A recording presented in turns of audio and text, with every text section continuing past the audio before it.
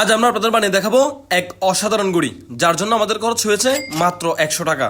সর্বপ্রথম আমরা চলে আসলাম কিছু বাঁশ কেনার জন্য, কারণ আমাদের কাঠিগুলোর জন্য প্রয়োজন হবে বাঁশের। আমরা বাঁশ কিনতে আসছি। আমরা এখানে 100 টাকা দিয়ে 3টা বাঁশ পেয়ে গিয়েছি। দেন এখন আমরা বাঁশগুলা নিয়ে বাড়ির দিকে যাব। আমার কাছে বাইক আছে, বাইক নিয়ে যাব এখন। যদিও বাইক নিয়ে আসতে আমাদের একটু কষ্ট হয়েছে, তাও কিছু করার নাই, আপনাদের তো ভিডিও উপহার দিতেই হবে। দেন এখন আমরা বাড়িতে চলে আসছি। বাড়িতে আসার পর বাঁশগুলোকে কেটে নিয়েছি। কেটে ছোট ছোট করে টুকরো করে নিব। এমন ভাবে এটাকে কাটতে হবে যাতে এটা বেশি মোটাও থেকে না যায়, আবার পাতলাও যাতে না হয়। তো গাইস, আপনারা দেখতে পাচ্ছেন এখন আমরা অনেকগুলো এরকম করে ছোট ছোট করে বাঁশের অংশ আমরা কেটে নিয়েছি।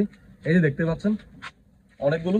এখন এগুলো আমরা এখন শুকাতে দিব, কারণ এগুলো এখন কাঁচা হওয়াতে এখানে অনেক পানি রয়েছে, যার জন্য এগুলো অনেক ভারী। তো এখন আমরা এগুলা শুকাতে দিব। দেখি 2 দিন লাগে না 3 দিন লাগে, দেন আপনাদের আবার দেখাচ্ছি।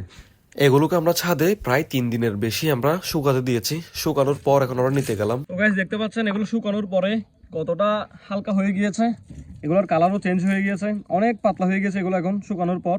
তো গাইস, গুড়িটি বানানোর জন্য আমাদের প্রয়োজন হবে এরকম কিছু কাঠির। আমি একটা বাঁশকে কেটে এরকম কাঠি বানিয়ে নিয়েছি।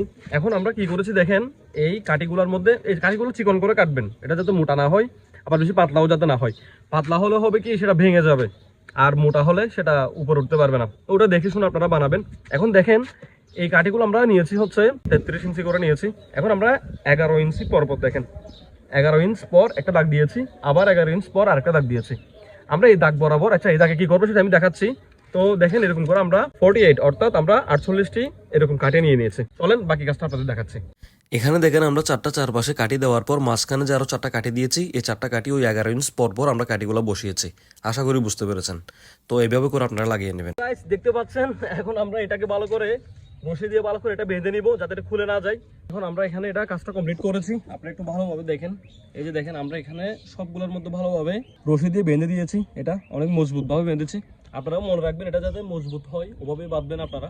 তো গাইস ঠিক সেম ভাবে আমরা আরো এরকম 3টা বানিয়ে নিয়েছি।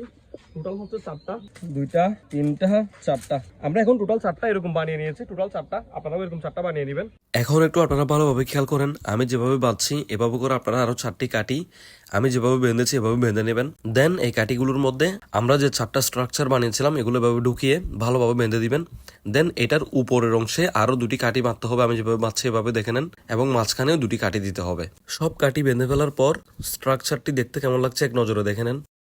তো গাইস দেখতে পাচ্ছেন আমরা এখন এটাকে ভালোভাবে তৈরি করে নিয়েছি। এখানে দেখেন আমরা সব কানে এখানে দেখতে পাচ্ছেন এই যে আমরা পাতলা রশি দিয়ে এগুলো সবগুলোকে বেঁধে দিয়েছি। এবং দেখেন আমাদের রশি অনেক বেশি প্রয়োজন পড়তো, ওই জন্য আমরা করেছি কি, এইখানে দেখেন ভিতরে দেখেন এখানে আমরা অনেকগুলো রশি দিয়ে ভালোভাবে এটাকে বেঁধে দিয়েছি, যাতে এটা শক্ত মজবুত হয়ে যায়। আমরা চাইলে সেটা এই যে দেখতে পাচ্ছেন এই কোণা থেকে শুরু করে আমরা চাইলে এটা এখানেও কি করতে পারতাম, এই জায়গাটার মধ্যে যেমন এখান থেকে একটা টেনে এখানে বেঁধে দিয়ে এখানে আবার এখানে টেনে এখানে বেঁধে দেন এখানে টেনে বেঁধে 4 কোণে আমরা চাইলে ওভাবেও করতে পারতাম। কিন্তু তখন আমাদের রশির পরিমাণ বেশি লাগতো, দড়ি বেশি লাগতো, কিন্তু এখন একটু দড়ি কম লাগবে। তো ওই জন্য আমরা ভিতরের অংশে করেছি। দেখতে পাচ্ছেন এই যে আমরা এখানে ভিতরের অংশে করেছি। তো আপনারাও চাইলে এটা এভাবে করে নিতে পারবেন। এখন আমরা এখানে পলিটা লাগিয়ে নিব, দেন আপনাদের দেখাচ্ছি। এখন একটু ভালোভাবে খেয়াল করেন আমরা কিভাবে পলিটা লাগাচ্ছি। দেখেন আমি অলরেডি এখানে সবগুলা লাগিয়ে ফেলেছি, শেষ একটা রেখেছি জাস্ট আপনাদের দেখানোর জন্য। আপনারা বাকিগুলো দেখতে পাচ্ছেন আমি কিভাবে লাগিয়েছি। তারপরে এটা একটু দেখেন আমি কিভাবে লাগাচ্ছি। দেখেন আমরা এখানে আলাদা আলাদা কালার ব্যবহার করেছি, কারণ যাতে এটাকে দেখতে সুন্দর লাগে, ওই জন্য আমরা এখানে আলাদা আলাদা কালার ব্যবহার করেছি। আপনারা চাইলে সবগুলো একই কালারও দিতে পারবেন, তবে আমরা আপনাদের একটু দেখার জন্য ভালোভাবে সুন্দর লাগার জন্য আমরা আলাদা আলাদা কালার ব্যবহার করেছি।